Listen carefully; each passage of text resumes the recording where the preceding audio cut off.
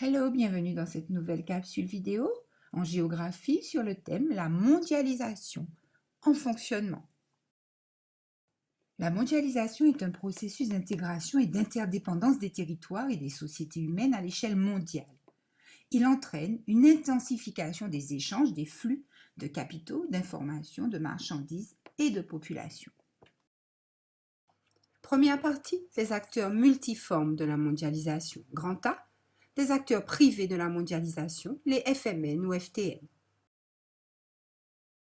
Une firme multinationale est une entreprise qui exerce son action dans plusieurs États, au moins 5, soit directement, soit par l'intermédiaire de filiales et ou fait appel à de la sous-traitance. Précisons que son chiffre d'affaires doit être supérieur à 500 millions de dollars. 80 000 firmes transnationales ou firmes multinationales sont les principaux agents de la mondialisation. Elles réalisent les 2/3 du commerce mondial, plus du quart du PIB mondial et emploient plus de 75 millions de salariés. En 20 ans, le stock d'investissement direct à l'étranger, IDE, a été multiplié par 10. Les firmes multinationales mettent en place une division internationale du travail, ou DIT. C'est le processus au cours duquel les pays se sont spécialisés et du coup se répartissent les différentes fabrications. Ils ne produisent pas tous la même chose et de ce fait échangent entre eux leur production.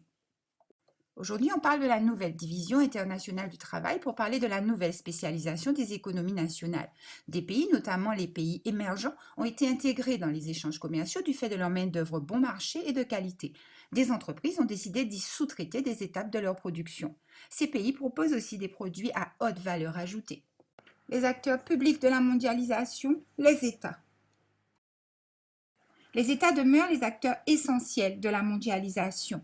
Ce sont les États dominants qui organisent la mondialisation en créant des cadres favorables à l'accélération des échanges. Ce sont eux qui ont dérégulé et ouvert leurs économies, qui ont organisé le libre-échange entre États.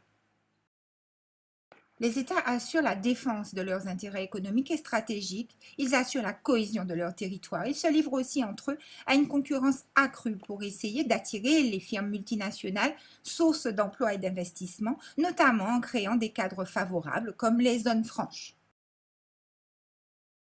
Les États les plus puissants forment des groupes de concertation, le G8 ou G20, pour protéger leurs intérêts.